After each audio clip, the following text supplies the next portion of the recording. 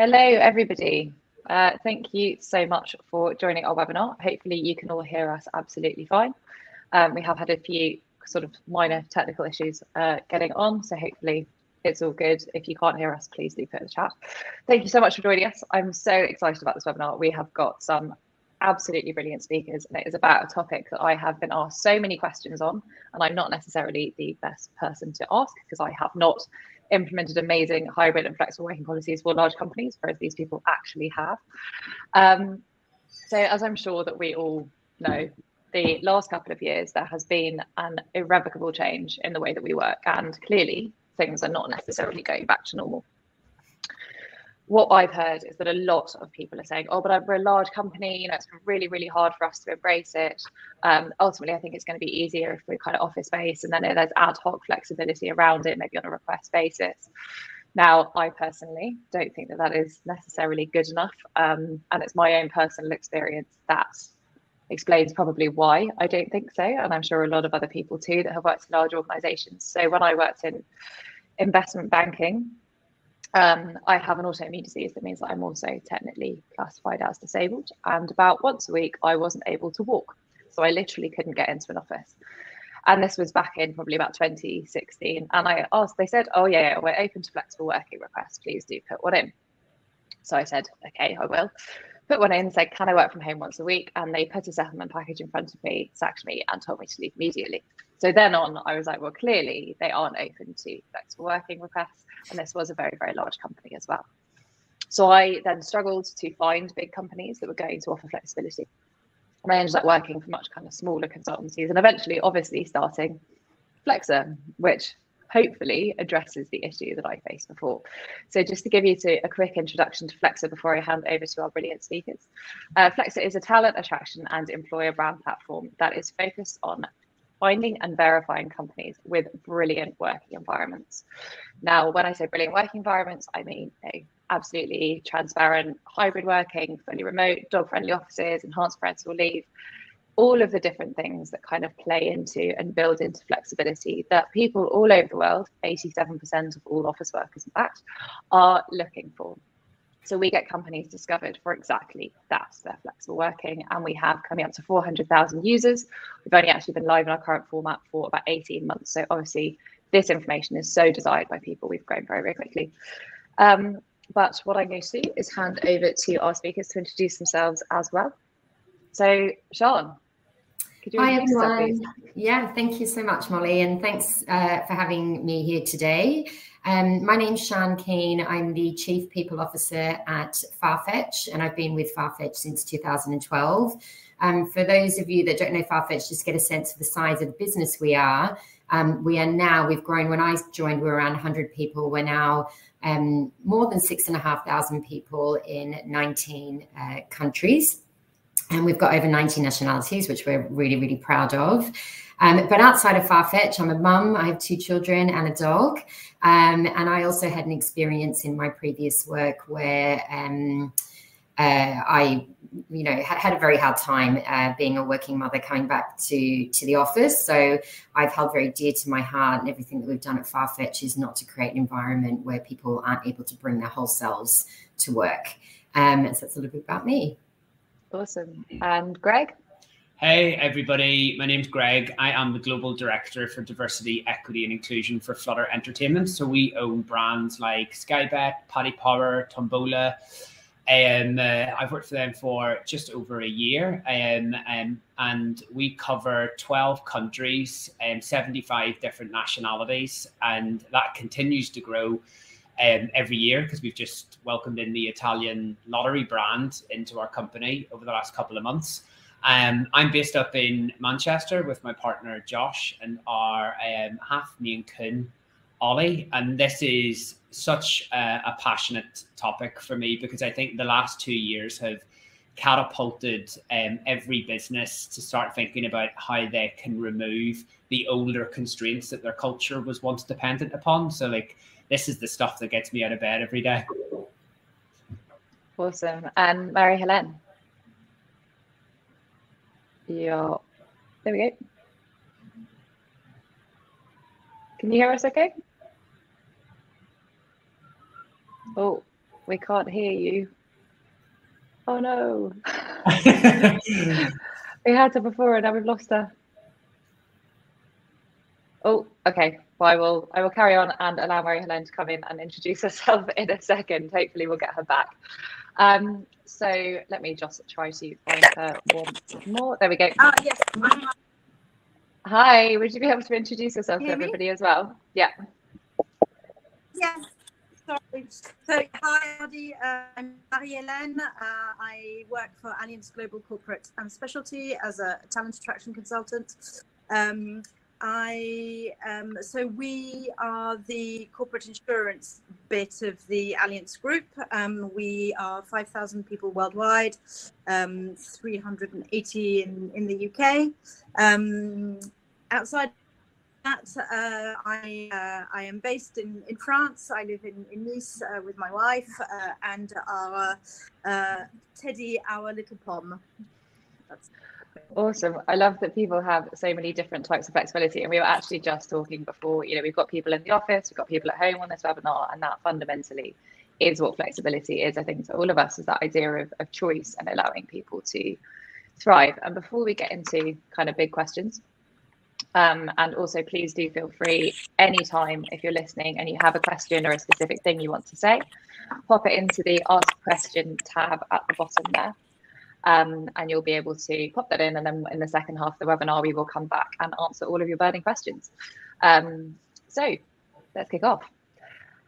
I would love to know, Sian, because I think we talked about this before we were on a panel last week, how have you at Farfetch made flexible working work, and what has that journey been for you? Yeah, so we started our journey into flexible working really from the day that I joined. So just as an idea, when I joined Farfetch, I joined 4 days a week because I wanted to spend time with my children who were very young, and that was very well accepted. So I think Farfetch in our DNA has always been a business that's embraced flexibility. What we've had to do over the years, though, is really lean into how we can make that flexibility available for everyone, how it can work across geographies, and how we can really celebrate when things go well. So I think coming from a place of trust has been really deep rooted in our DNA from the beginning, because I think when we think about flexibility, naturally businesses start to think about all the things that can go wrong instead of all the things that can go right. And the way that we see it is that why don't we create something that does so many great things for the majority? And if we have cases where things aren't working, we can address those individually. So really, it's coming from a place of trust. I don't want to carry on too much. I know we've got a lot to cover, and I can dig into that a little bit deeper. But I think that real ethos of being in the DNA and the values of the company and coming from a place of trust is really the starting point. Yeah, I completely agree with that. I think very often companies come from a place of thinking, oh, but people will abuse that, without actually necessarily knowing that that will be the case. They think, oh, but if we give them all of that freedom, then how will we know what's the massive risk of people abusing that trust? But actually, very often people thrive with that level of trust rather than necessarily abuse it. Yeah, absolutely. I always say that people aren't employed to do a bad job. People come to join companies to develop their career, to have a sense of purpose in their day, to have achievements and do great work. And so we can't forget that that's why people are joining our companies. Absolutely. And Marie-Helene, how have you at Allianz GCS made flexible working work?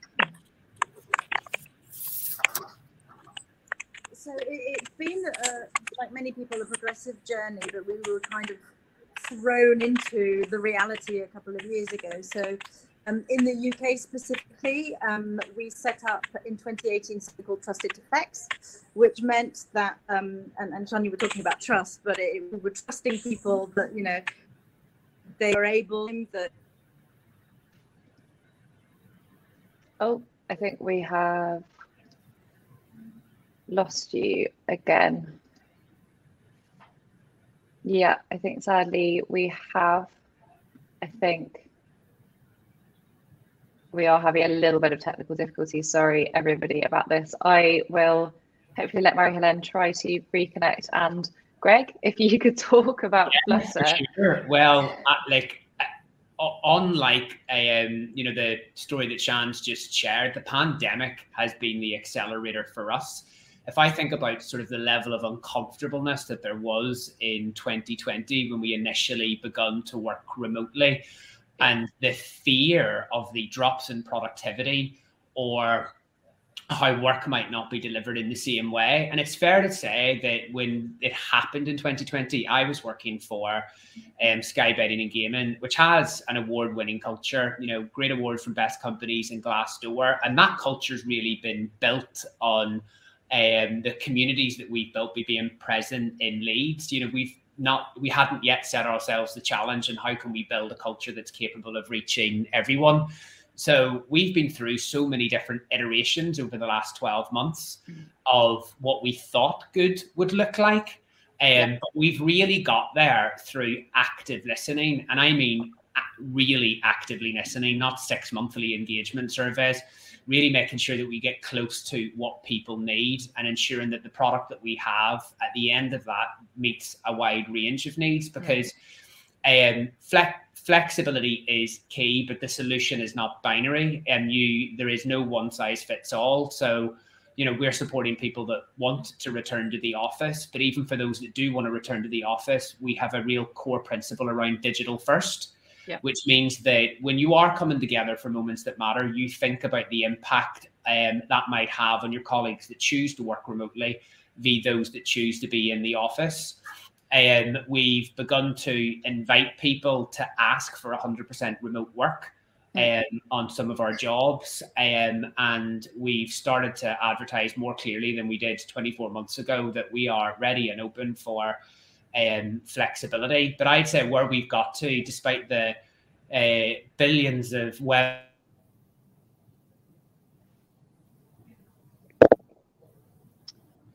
have we lost Greg as well? Or is that just me? I think we've lost Greg. Oh my word, I can't believe we're having such bad luck on Wi-Fi. I don't know. We're just going to chat for a little bit until he comes back. Hopefully they can join again. I know he was raising a really, really good point as well, because I think, and I don't know if you had the same experience at Farfetch, where, and we definitely had it even as a small company, where what we perceived to be our kind of flexibility in the kind of a year ago or 2 years ago has changed so much, and what you think will work doesn't necessarily.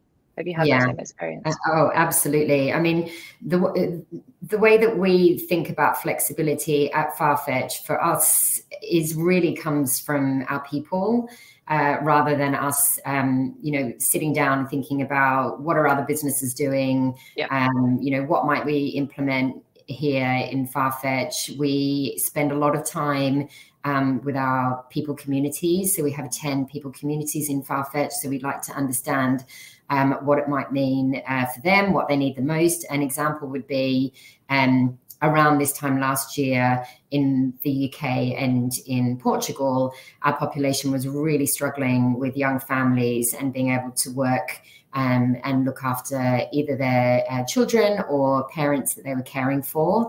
So we very quickly implemented extended parental leave to allow people to access that immediately.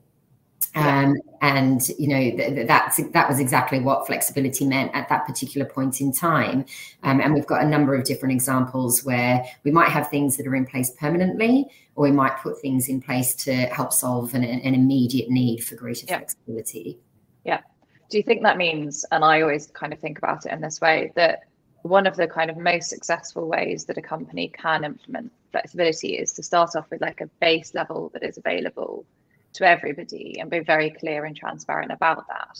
Yeah. And then the other maybe 30% of people that need slightly different adjustments, you create a culture where you can ask for that, and it's okay to ask for something different, rather than it feeling like you have to go through like a 7-stage request process that like is never going to actually be granted. Yeah. It's like 2 layers.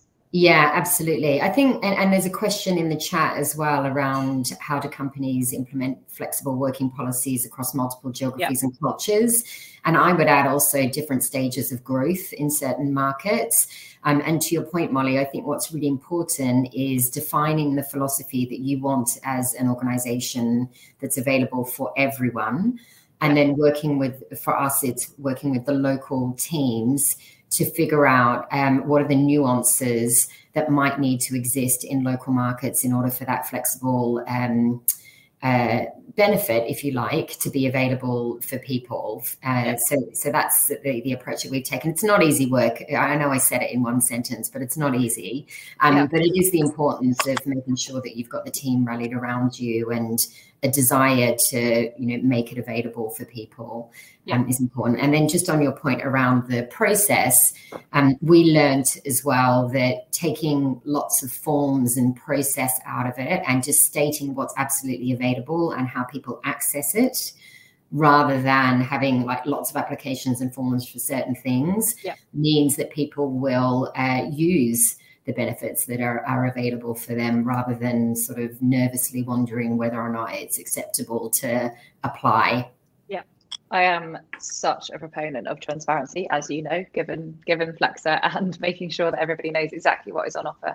But it's also really interesting how many companies we speak to where their employees don't even necessarily know what is on offer within the organization. So it's not just about publicizing it to potential applicants and using that for your employer brand. It's also about communicating the process, if there is one, or what is on offer internally really clearly, to avoid any of that sort of uncertainty or feeling like actually you can't avail of it. We now have everybody back, I think. I am so sorry, everybody. It wasn't even my internet, it was my laptop. It just crashed. No. And I completely agree with Roberto, but I do not want that shot. Freeze frame cannot be kept. I do not want to see it. And it is very true. Like, one of the challenges that we always have to overcome is internet connection and tech limitations. That just is one of the downsides of flexible working, but there are also so many upsides that it's just one thing in the comms column. So I'm going to go back to Marie-Helene, because you were saying some really great things about how you have implemented flexible working. So please carry on. Yeah, hopefully I won't cut off by technology. So I can't remember where I dropped off, but basically I'll start our journey in 2018, which is when we set up. No way.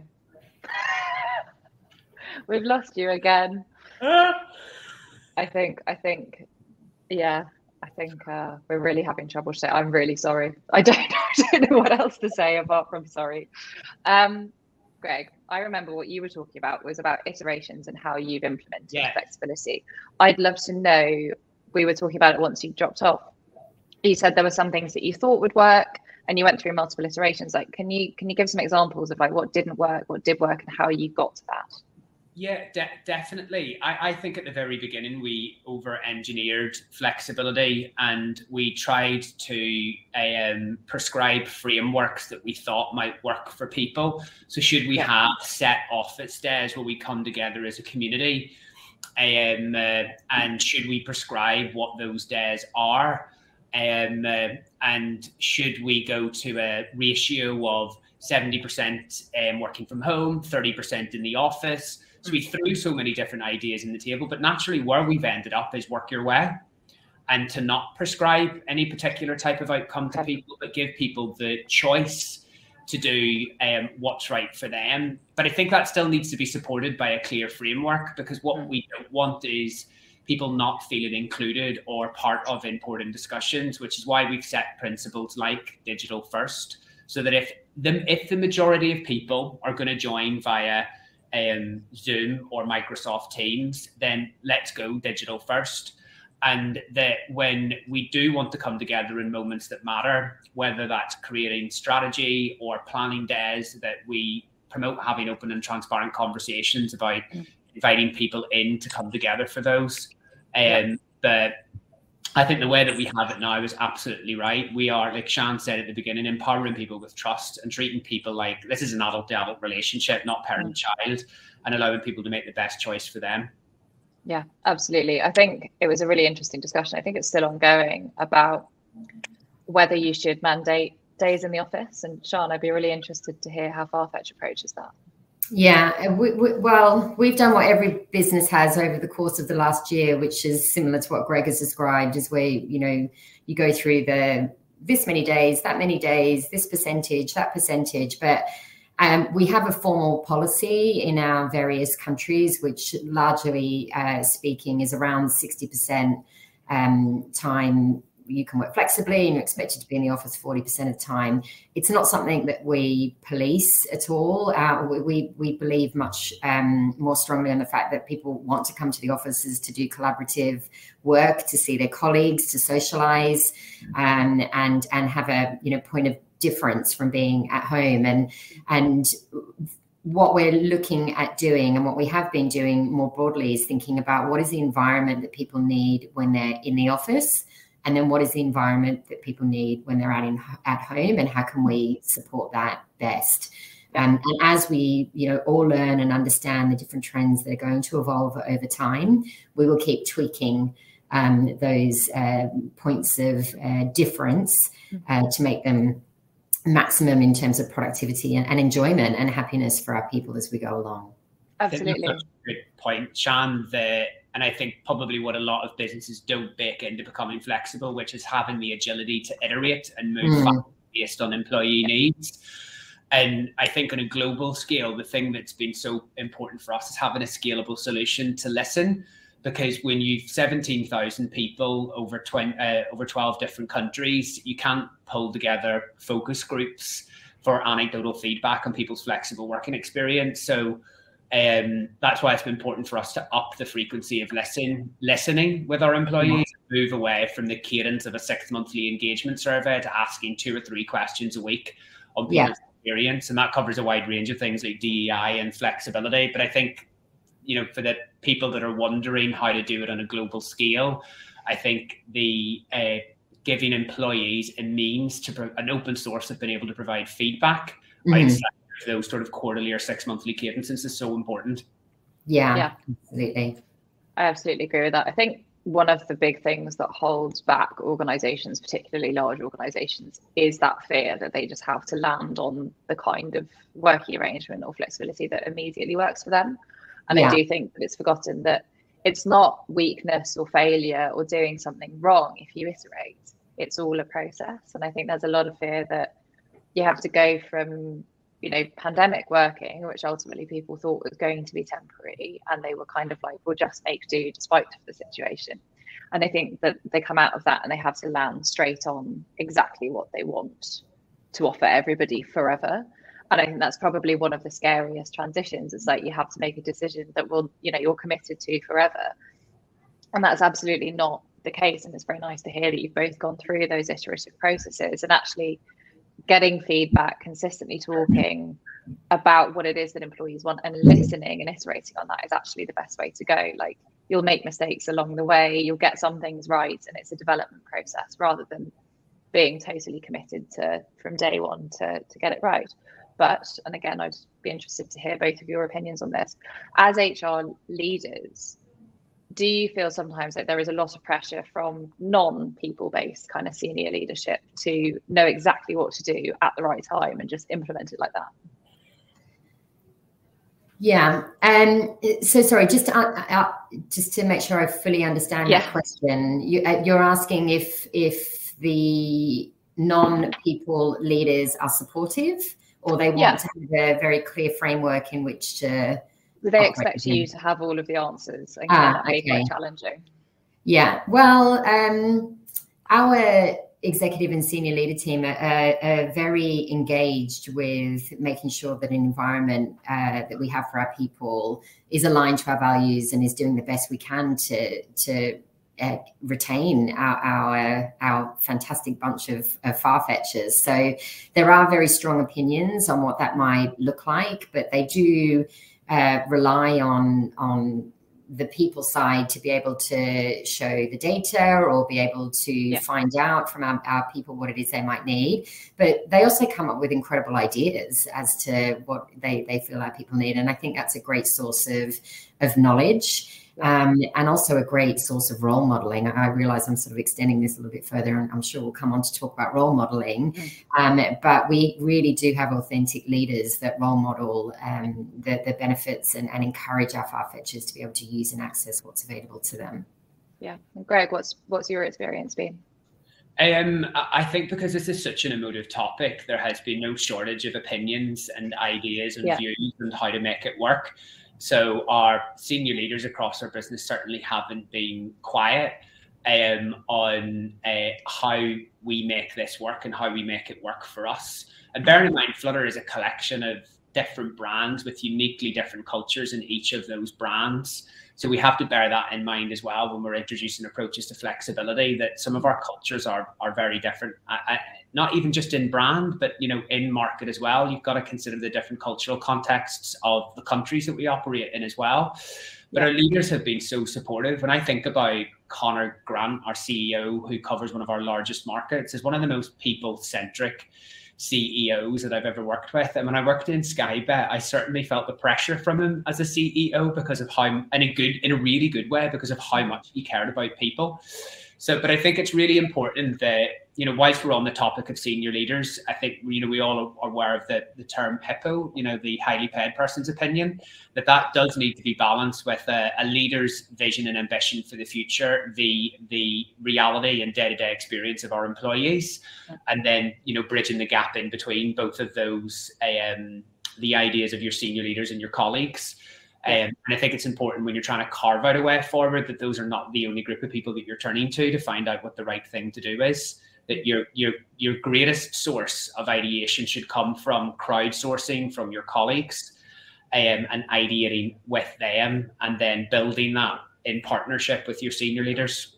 Yeah, I think that's a really, really good point. Is that there's not always the loudest voice is the one that should necessarily be directing things, and it's always a challenge of how do you get people's opinions? How do you not over survey people? I know that lots of companies are talking about survey fatigue, things going out all the time, and just people being asked their opinions about everything. Obviously, it's learning that balance. Like anything, it's a balance.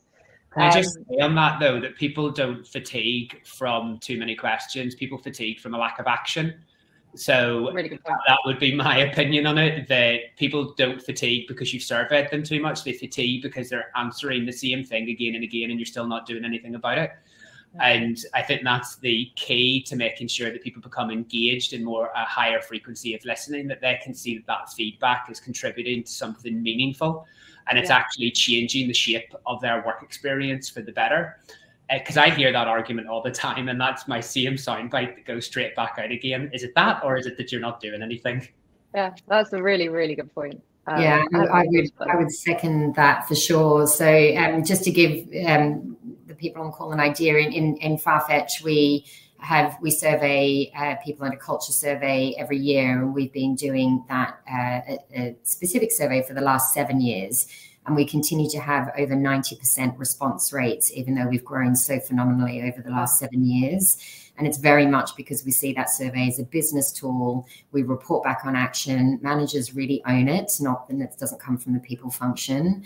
And we do take action, and we've seen progression where that action is being taken. So I absolutely agree that if you're surveying, you must be committed to taking action on what comes out of that. That's a really good point. Our approach is slightly different. So we've moved to 2 to 3 questions a week, covering a number of different factors like the E&I, flexibility, well-being, development, all of the key sort of emotional drivers for employees. But, completely second Shan's point that, our reason for doing that is that we are beginning to give our managers and leaders across our brands access to a dashboard and real-time data on colleague sentiment, so that they become the owners of driving the change. Because the one thing that we have to remember is when we set these wonderful visions and policies and ideas of the way that our worlds of work should be, it's not me that operationalizes that. It's our people managers. Those are the stewards of our company policies. So it's so important that they have a greater access to data and insight that I do, so that they can take and do feel empowered to take meaningful action at a local level to drive change as well. Yeah, that's a really good point. And I'd love to now segue on to what Shan introduced perfectly, which is about senior leadership, role modeling, key cultural indicators, because we can talk all day about flexible working policies, what you should put on paper, what you should say to people that they're doing. But ultimately, it's all kind of for nothing if there's no culture of flexibility and it doesn't feel like you can actually avail of that level of flexibility within an organization. So obviously we've touched on the idea of senior leadership role modeling flexibility, which is super, super important. It's one of the things that we measure at Flexer. And actually talking of measurement, there's a little green banner at the bottom of your screen there, which says understanding about the strengths and opportunities of your company's work environment. What we've done is with hundreds of thousands of data points, including cultural indicators, senior leadership working flexibly, all of the things that we'll talk about in a second, we've built a way of benchmarking exactly how flexible you are. So it's completely free, obviously, for everybody on the webinar here. You're free to take it. You'll get some insights about how your working environment is stacked up against the market and against kind of what people want. So feel free to take that if you would like. It takes about 2 minutes. But one of the most important things, one of the highest weighted, is senior leadership role modeling flexibility. And I've heard of so many large companies where they're like, yeah, well, people lower down do it, but senior leaders are always in the office. Sian, you obviously were keen to talk about it. What are your views on senior leadership and role modeling? Yeah, so I don't know if anyone saw, if you're in the UK, in the press this morning, but Joe Whitfield, I think that's her name, I hope I haven't got it incorrect, at the Co-op, who's the CEO of one of the brands in the Co-op, has just taken a sabbatical for 4 months to help her sons with her exams. And as I was coming into this webinar, that is the exact example that role modeling should be. If the CEO is able to access a sabbatical benefit, then so can anyone in the organization. I've taken a sabbatical after 5 years. I took 3 months off and went with my family around California and was very proud to come back and tell the business about that. And that was shortly after we had implemented our sabbatical policy, and we encourage anyone who has been here for that period of time to use that time off and take that time off. But it's role modeled from the top of the organization. So just a couple of points on role modeling. Number one, I think we want our senior leadership to talk and share amongst the teams their stories of the things that they've done to access the flexible benefits. I will personally, if I bump into someone at the elevator at 11 o'clock because I've taken my dog for a walk or whatever it was that I wanted to do before that day because I've had a busy week, I will tell people in the elevator that that's what I've done, because we want other people to start using our flexible hours and being able to access that across the business. So I think that's quite important.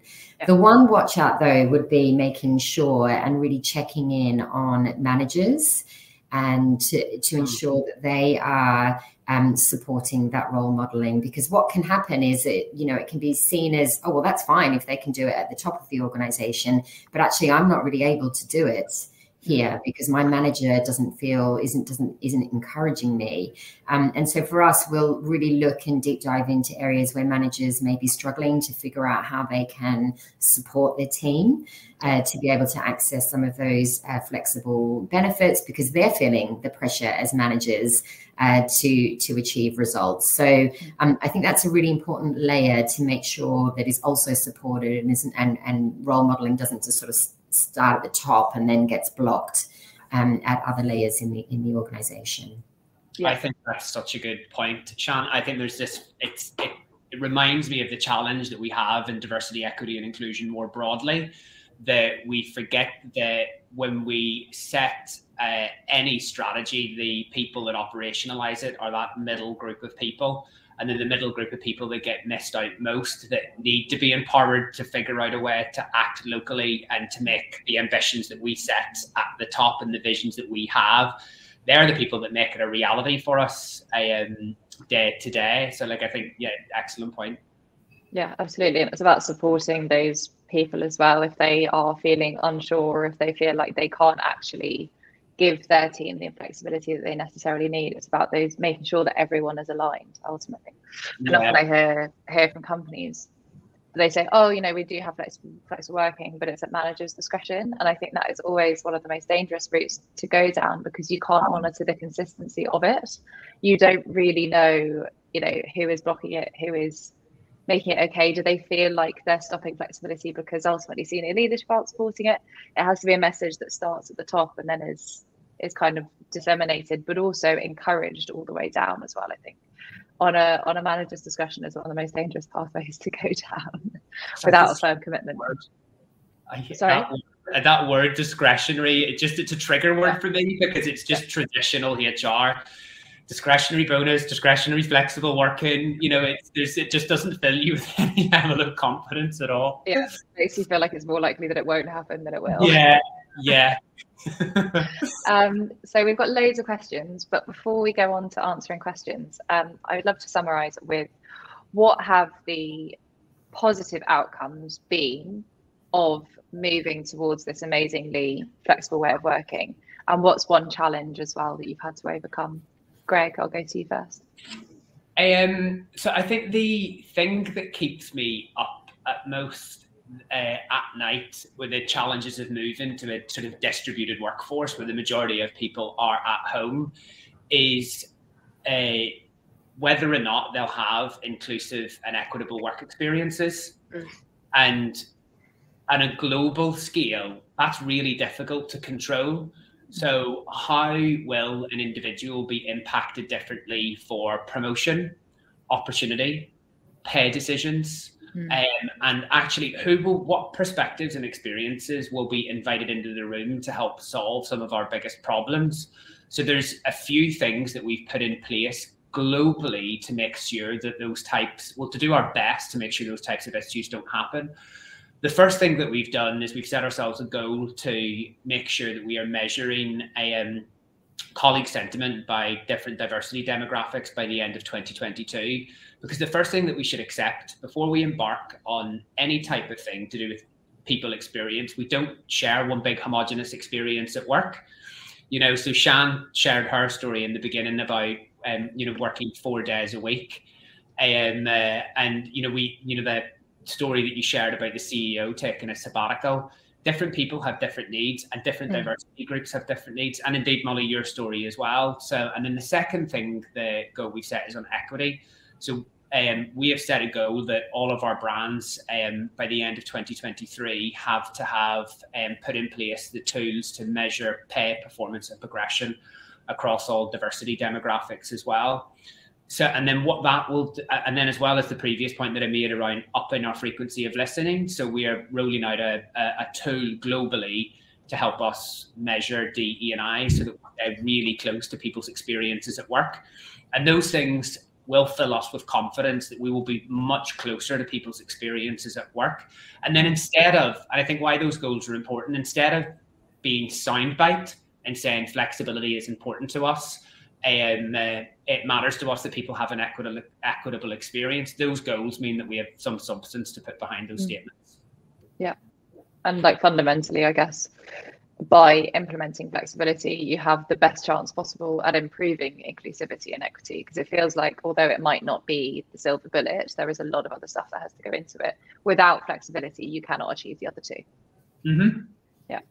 And Sean, what about your big positive impacts of flexibility and your biggest challenge? Yeah, the biggest positive impact that we've had with flexibility is some of the results that we've had. I know we've spoken a lot about surveys, but on our culture survey, we are rated by our employees of 83% favourable on happiness, 84% favourable on inclusion. So everything that Greg has spoke about is also extremely important to us at Farfetch. And ultimately, we have been fortunate enough to date for our attrition rates to be still lower than pre-pandemic levels, which amazing. So many people are talking about the Great Resignation. We are certainly not resting on our laurels, and we are aware that there's plenty of opportunities available for the incredibly talented people we have in Farfetch. But what we are trying to do is to create an environment where people belong, they're able to do great work, and they're autonomous in how they achieve that. And that's what's really important to us. And hopefully our biggest achievement is seeing some of those results. Some of the challenges that I think I completely agree with Greg on everything that you've said around diversity, equality and inclusion and things that we're also thinking about deeply. But I think the biggest challenge that we all have as organizations is the speed in which things are changing. They're changing so fast. And I think if organizations are not prepared to be nimble and agile and take some risks in what flexibility mean, bearing in mind all the differences that we've just pointed out, that what flexibility actually means is different for everyone. I think there will be organizations that just get left behind because the world of work is not going to return to what it was previously. It's going to evolve into something that is better suited to the world that we live in today. So I think speed and agility is two of the most important challenges that we have ahead of us. Yeah, and I think as large organizations in particular, there are so many thousands of people to corral into these big shifts and these changes, so naturally it's going to take longer. But I'm so impressed by the attrition stat. I know I said earlier, but like you're literally one of the only companies that I know that has lower attrition than pre-pandemic. So congratulations. Shows what flexibility does.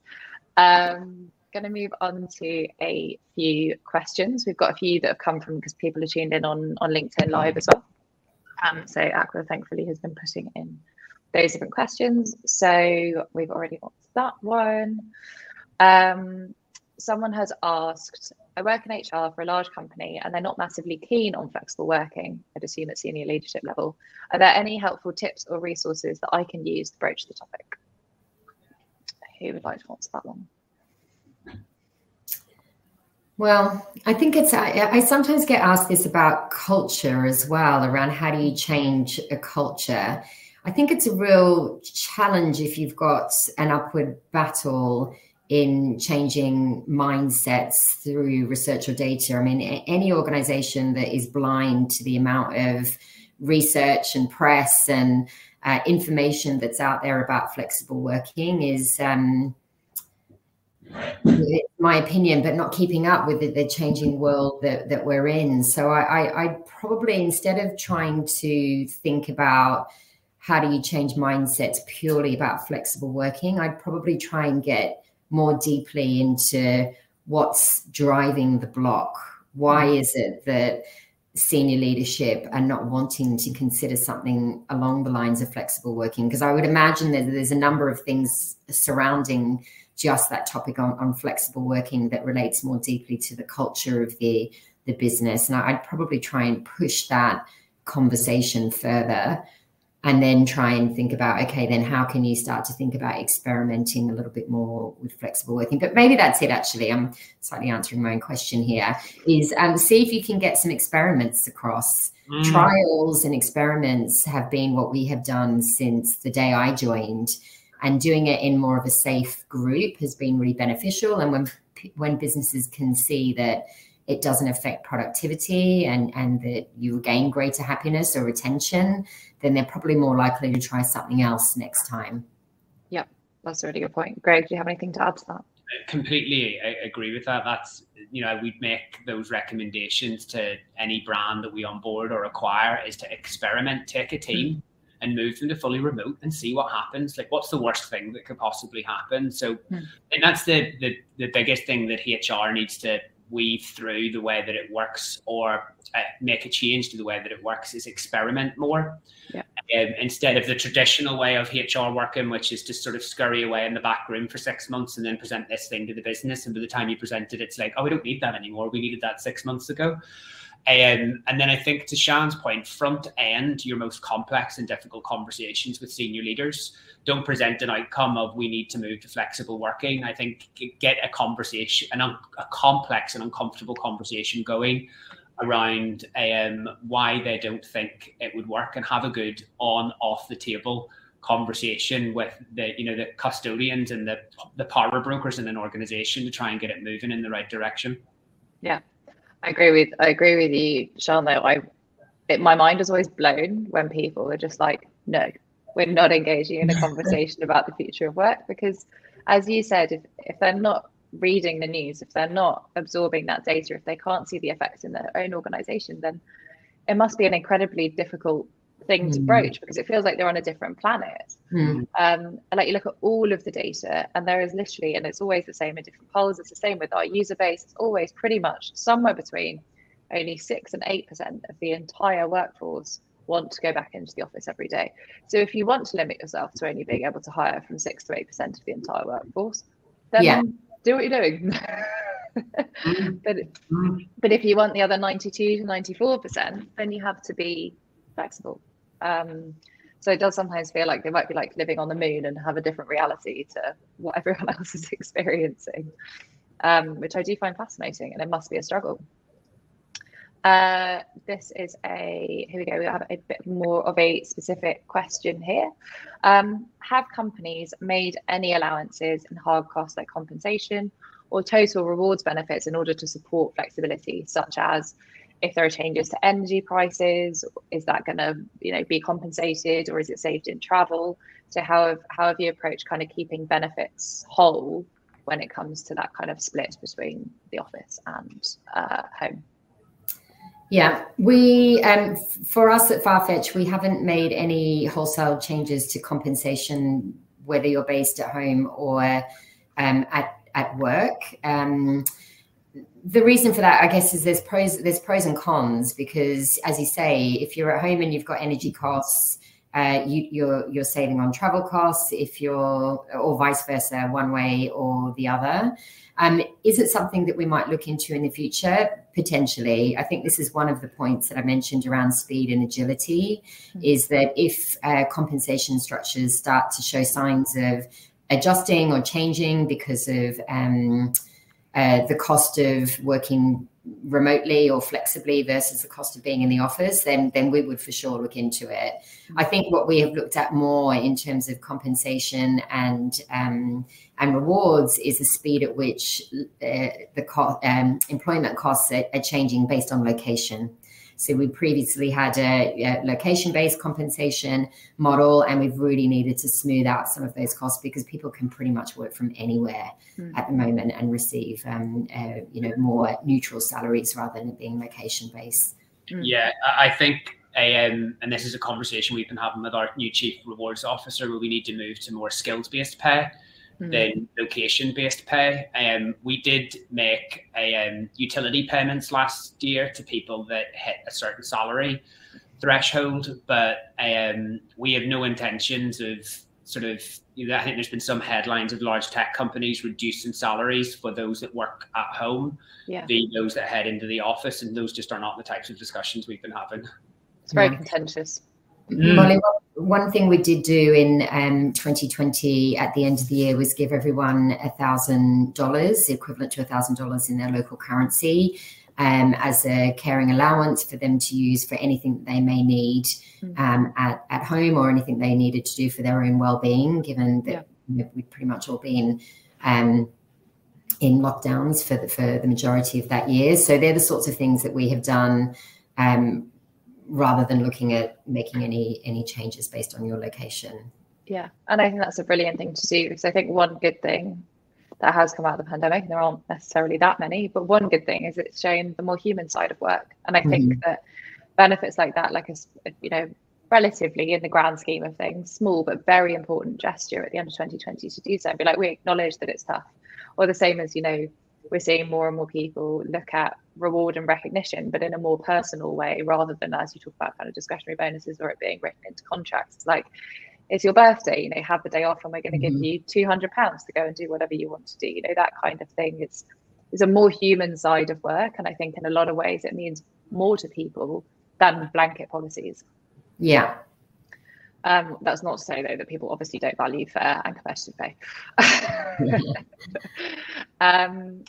Great question about the kind of role of the office. So what have you done to change office environments, or have they changed at all, in order to encourage people to come back rather than forcing them to come back? I know, Sian, that you obviously talked about looking at the kind of work that people want to do in those two places, but what's that meant for the role of the office to you? Yeah, absolutely. And I will start by saying, because it does sound like we've got some international businesses here, that we have vast differences in the sizes of offices that we have around the globe, being in 19 countries. We've got some spaces that may only have a handful of people and other spaces that have thousands. And so what we have looked at doing is an ethos, and we explained a little earlier about creating that ethos that fits the overall company, and working with your local leaders to be able to execute on that plan in what's suited to that local environment, is have some points around making the office available for socialization, for collaboration, and encouraging innovation, and also very importantly to us, inclusion as well. Yeah. And so what our incredible office teams have done over the course of 2021 is redesign some of our office spaces.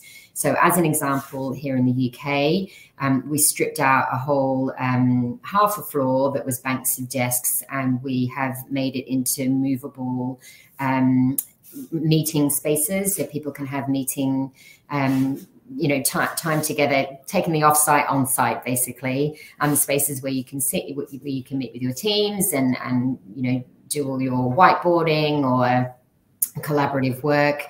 We took out another area with banks of desks and put in a wellness center, so people are able to use that for anything that they'd like to do for their well-being. We've room and a prayer room. So we've really taken that nobody wants to come to work now and sit at a desk when they can do that at home. So those spaces are available for teams to book, but we have taken out a huge amount of desks and created these other places where people can really work towards that socialization and collaboration while at work.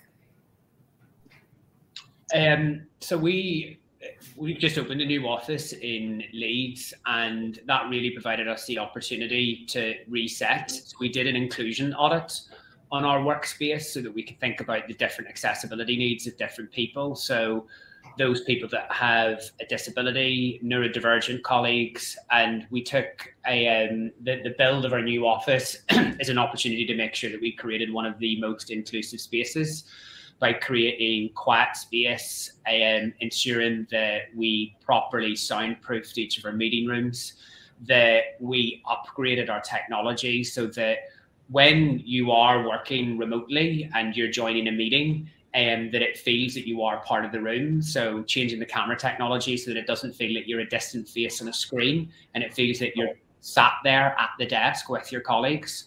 So I think those things have made a difference. And we've made those changes not to encourage people to come back in, but to just take an opportunity to reset. People still have the opportunity to work their way, but I think what we've created now is more of a community hub, a place to come together and collaborate rather than a place to come and sit at a desk. That is there as an option, obviously, if people want, but I think I see the office in Leeds more as a community hub.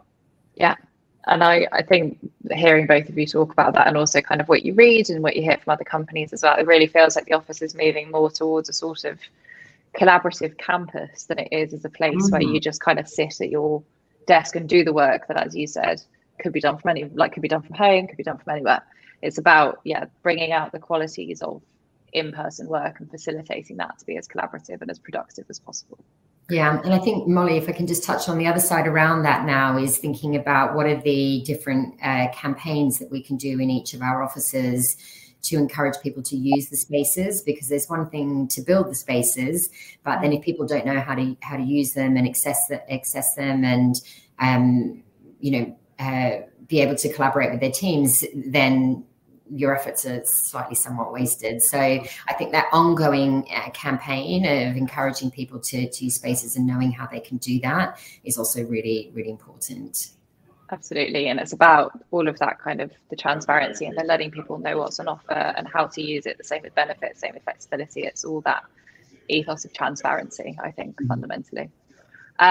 Really great question that we get quite a lot as well. So we have graduates and apprentices that started during the pandemic, and they've only ever known a work from home culture. So how have you and your respective companies supported junior or graduate hires remotely or in a hybrid environment? What has that looked like at Flutter, Greg? I think that's such a good question, and I'm going to be really candid and say that I don't think we've particularly cracked it. there are numerous things that we've done, like making sure that we provided office inductions and new face-to-face inductions, because I think the key thing on that point that you've made there is the one thing people don't get when they've joined a company remotely is social capital. They miss out in all of the relationship building that occurs from being in an office space and just naturally happens by virtue of where you are. So I think, you know, what we need to continue to do is keep an eye out. And one of the reasons we've set those clear goals and upped our frequency of listening is to make sure that there isn't huge gaps in the types of experiences people are having at work. But, you know, whilst those two things might seem rudimentary, the, you know, office inductions and sharing the new space and giving people the opportunity to see their colleagues in person, and beginning to do the odd in-work event that people can join as well has made a difference. But that's something that we still need to pay incredibly close attention to. Sian, what's your experience been? Yeah, so just for a bit of context, we've recruited well over 2,000 people since the start of the pandemic. So there's been a huge increase in the number of Farfetchers that we have in the business. And I think it's similar to what we were talking about with the different levels from leadership to managers. What we've found is that on a team level, the teams have done a phenomenal job of welcoming their new joiners remotely and online, whether it's formal meetings or informal get-togethers over Zoom, as we all had to during that time. I think the bond and understanding the culture was done to an incredible degree. Is it sustainable? Does it replace social connection? We don't believe so, which is why we've gone hybrid rather than fully remote. And we really feel that the values and the culture and the DNA of the company really come to life when you're able to have that blend of in-person and hybrid events. So I know myself, I've gotten so much energy from being back in the office in these past weeks and meeting people outside of who I work with on a day-to-day basis or who I might be in meeting with, and just having conversations informally. And there was a lot of talk about spontaneous and water cooler moments, but when they come to life, I think we forget as to how much energy we as humans get from that type of connection, and it's really important. So I think in the long run, making sure that we've got that balance so that apprentices, graduates, new people who are joining businesses really get to fully understand the DNA of the business by having that blend of in-person and virtual events.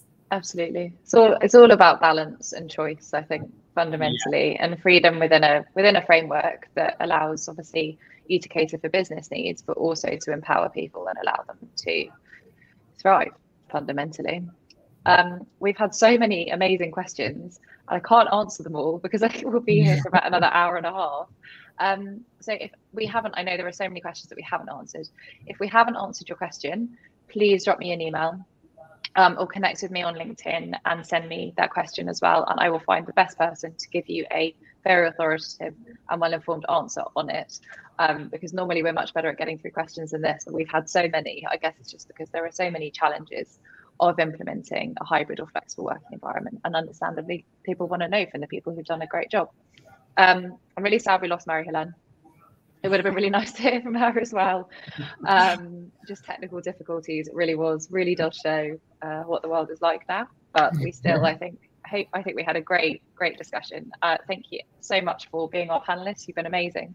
And thank you for everybody for tuning in as well. Yeah, and please do send your questions across to me if you would like them answered. Thank you. Bye everybody. Bye.